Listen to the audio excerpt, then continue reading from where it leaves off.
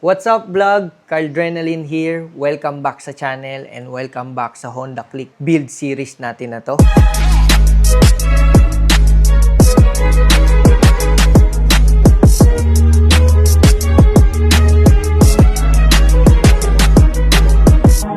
Ngayon, ipapakita ko sa inyo, magpapalit tayo ng rear mudguard, yung extended, signal light protector, ignition key switch cover, brake lever guards, stealth side mirror, air filter, at wind visor.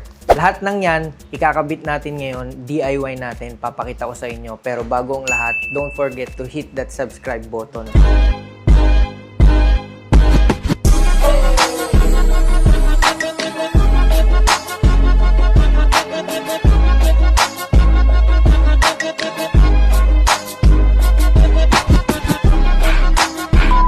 Una, palitan natin air filter. Pakita ko sa inyo paano magpalit at kung ano na kaya itsura ng current air filter natin.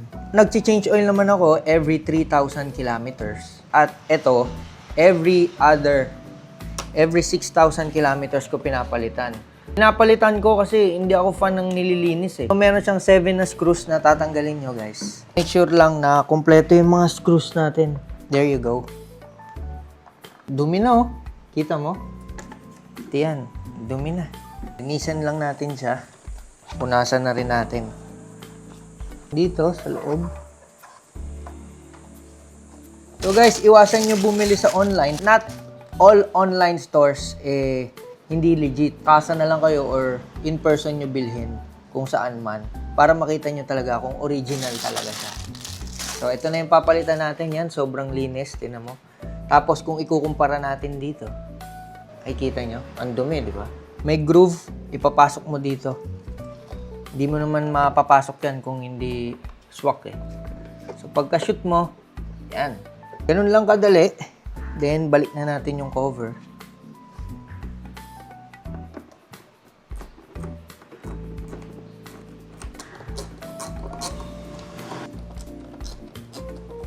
Ayan, at kapag na-secured nyo na, tsaka nyo siya isa-isahing higpitan. Ayan, maskip na guys. So, screws lang naman siya, so no need to worry. Ayan. Hindi nyo kailangan pakahigpitan. So, okay na tayo sa air filter. Punta tayo sa next na ikakabit natin. Yun ang signal light protector. So, dito yan. Turn signal, yung dalawa, ikakabit natin siyang ganito. Ganyan ang magiging itsura niya. Pero, para makabit mo yan, meron ditong dalawang screw. Yan, makikita mo. Isa, dalawa. So, tatanggalin natin yan. Screwdriver lang. Tanggalin nyo lang itong dalawang screw na yan. So, maikli lang siya currently. Dalawang maikli lang siya na screw. Pero, kapag binili nyo to, meron siyang kasamang mas mahaba with washer. Sangkal siya dyan. And then, ito yung screw na mas mahaba. Sangkal nyo lang.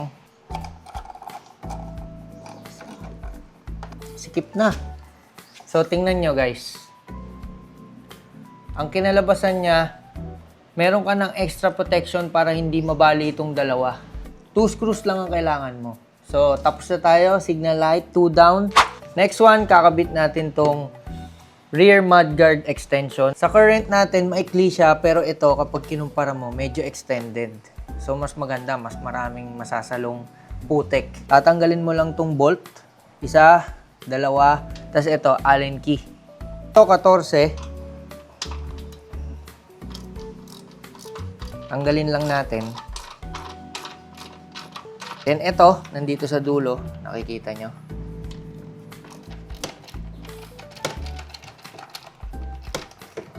Niluwagan ko na siya kanina para hindi na masyadong magtagal. Ayun, tanggal na pala. Dumikit na. So, sungkitin nyo lang guys kasi medyo makunat na siya. Ayan na. So, dumikit na siya talaga. Yan. See? Naiipit kasi siya doon sa bolt na yan. One last push. Yun! So, ganun na siya kakunat guys. So, this time, magiging dalawa na lang. So, ito, yung butas na to, tsaka yung butas na to. So, technically, yung mahirap na part, hindi na natin kailangan. Ito. Nasan muna natin, syempre. Natin ilagay. Kasi ito yung mga part na mahirap ng linisin kapag may nakakabit na mudguard. So, pitan lang natin. Para make sure natin na hindi talaga siya maalis. Yan. So, nilagay ko lang yung washer. Huwag natin pakahigpitan. Kasi plastic lang yan. So, tapos na tayo dito sa mudguard extension. On to the next one. Ignition key switch cover para dito. So, ito, madalas nagagasgas ng mga susi mo. Kaya, lalagyan lang natin ito. Carbon low DM pero, ganyan lang siya. So, malamang, ano lang yan, double-sided tape. Para may protection lang siya. Kasi dito, susi ka ng susi. Yan o. So, nakakayod ng nakakayod. Ngayon, eto na yun. At least, kung magasgas man, yung cover lang. Pag tinanggal mo, meron ka pa rin. Then, pwede mo palitan. Mura lang yan eh. Lagay ko na lang yung link sa description below. Next one, lalagyan natin ng brake lever guard. Magkabila, kanan, tsaka sa kaliwa. So, sa nakikita nyo, nakatanggal na yung screw. Mahirap kasi i-brake yan sa una. Hindi nyo madali, kailangan nyo i-vice grip. Lagyan nyo lang ng basahan. Kaya tingnan mo, meron ng bangas para ma-brake. Kung natanggal nyo na, ganito ang kakalabasan yan. Yung nabili nating engine lever guard is universal. So, meron siyang kasamang ganito. Hex key. Tapos, ito yung mga spacer niya para magsoswak siya. Supposedly, dahil universal nga siya, sa click natin, hindi siya plug and play. So, kailangan mo pang tanggalin to. Pero, in our case, ayoko na siyang tanggalin. Nagawan ko na siya ng paraan. Ipapakita ko na lang sa inyo. So, eto, hindi na natin to kailangan. Papakita ko na lang sa inyo kung ano yung mga kailangan natin. Yung stock screw, tsaka yung given na hex head screw, hindi na natin need yan. So, naganap na lang ako sa garahe ng same size na bolt. Ganito. Ipapasok lang natin siya dyan. Naghanap lang ako ng spacer hanggang sa maging same size niya, maging same height niya to. So, ang ginawa ko ng isang washer, tapos isang mushroom washer. Pag nakikita nyo, para na rin siyang same size, same height. Kaya ang gagawin natin, ipapasok na lang natin. Plug and play. Adjust to your liking. Then, i-hold mo lang sa gusto mong height. Tama lang. Hindi siya tumatama dun sa throttle. Kahit mag-throttle ka. Same thing din, binrake ko na siya. Nahirapan talaga ako. Kailangan nyo ng impact drill, vice grip, tsaka hammer. Then, bolt na galing sa garahe. Washer. Tsaka mushroom. So, salpak lang natin. Hindi na natin kailangan tanggalin yung nasa loob. Yung iba kasi binibreak, nakikita ko sa internet. Huwag masyadong mahigpit as long as na hindi na siya gumagalaw. Technically, plug and play lang siya. Nag-improvise lang tayo ng onte sa washer. Next one is windshield visor. Extra accessory lang siya. Dagdag pogi points lang. Dagdag para ma-distinguish lang yung bike ko kasi masyadong common yung Honda Click eh. So, lagyan lang natin. Magiging ganito siya. Meron na siyang abang na double-sided tape lang naman. So, pwede mo naman palitan anytime. So, di ko na ito tatanggalin. Total, di naman siya matatamaan. Pindutin mo lang. Para doon sa double-sided tape kumapit. Yan. So, ganito ang magiging itsura niya. Di-distinguish mo lang na siya si Amelia para maiba naman. Next up, papalitan natin yung side mirror. So, kailangan mo lang 2.14. Kontrahan lang tayo. Yan. Minsan nakakalito to eh. Sa adapter niya kasi, yan. Kailangan nyo tanggalin yung adapter. Pag natanggal nyo na, simple lang. Lagay nyo lang with the bolt. Ganun lang. Tapos adjust to your liking. Kaso sa case natin, tanggalin ko pala ulit dahil meron tayong ilalagay na switch. Huwag niyong kalimutang isama yung switch. Dahil importante yan para dun sa mini driving light natin. So, mamaya ko na siya higpitan kasi a-adjust pa natin yan. Tanggalin din natin yung kabila. So, ganun lang din. Kontrahan lang. Then, tanggalin nyo muna yung taas para matanggal yung mismong side mirror. Alright. Yan.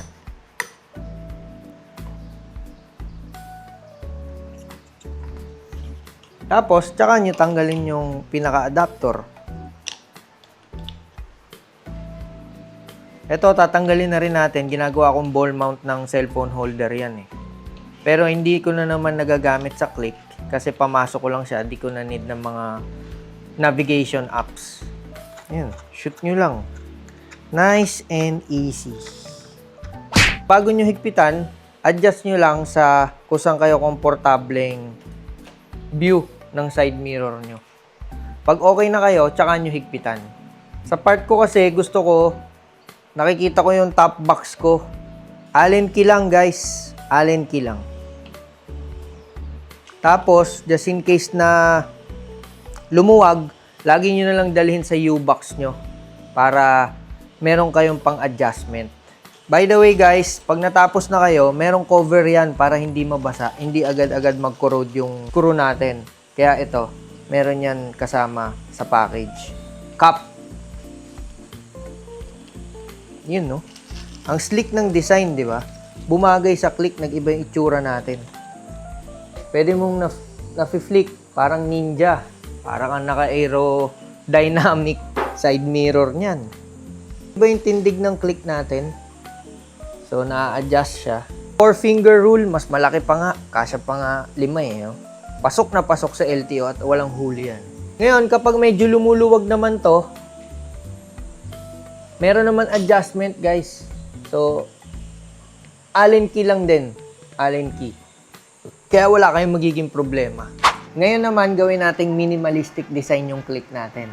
Palitan lang natin ang emblem at tanggalin natin yung decals.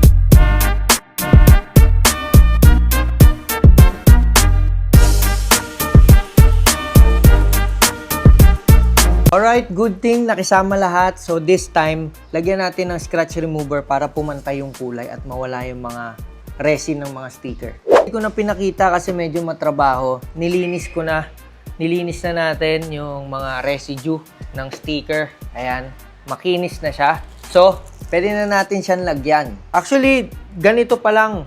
Sobrang linis tignan eh. Sobrang clean build. Kaso parang masyado namang walang design. So, lalagyan natin ng emblem ng click.